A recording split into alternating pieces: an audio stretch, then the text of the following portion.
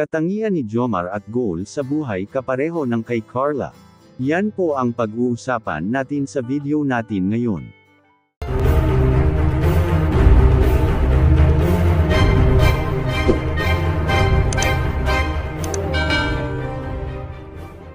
Bago po natin simulan ang video natin ngayon, ay binabati ko po kayo ng isang mapagpalang araw, at salamat sa pagdalaw.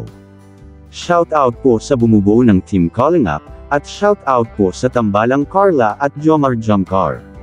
Sa isang interview nga, na kung saan tinanong si Jomar kung natutuwa ba siya na si Carla ang kanyang naging partner, at labis namang pinagmamalaki na masaya siya na naging kapareha niya si Carla, at bukod doon ay inisa-isa niya ang katangian ni Carla na nagustuhan niya, dahil parehas sila nito at isa nga dito ay ang pagiging family-oriented nito. Pakinggan po natin ang pahayag ni Kuya Jomar. Ka ba o natutuwa na si Carla yung naging partner mo? Sobrang saya po kasi una, si Carla po very mabait na tao. Humble, God-fearing, and also isa po sa anak po natin sa kanya is very family-oriented. Wow. So, ang bilis mo sinagot yun, ha? So, kumbaga parang yun talaga, alam mo na ganun si Carla. Opo. Kasi halos same po kami. Lahat ng ginagawa namin is para din naman po sa pamilya natin. Yeah. So, meron kaming kanya-kanyang gustong ano po sa buhay na gusto ko maging komportable ang pamilya.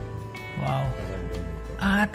Talagang values nyo to, no? Na parang gusto nyo makatulong, both of you sa family. Wow. Opo. Ako lalo na po, nawala na po si Papa. So, ako po ang panganay na lalaki sa 8 magkakapatid. Opo, past year. So, parang panganay. So parang ramdam mo yung may binubuhat ka din. Parang may binubuhat. Pero, yung binubuhat ko yun na dating mabigat, medyo napagaan po siya because of this. Yung car and also sa pinakain ko. Yun po, sobrang salamat po sa akin. Ano pong masasabi nyo sa video po natin ngayon? Let me know your thoughts in the comment section below. At pag-usapan po natin yan sa susunod na video. Maraming salamat po.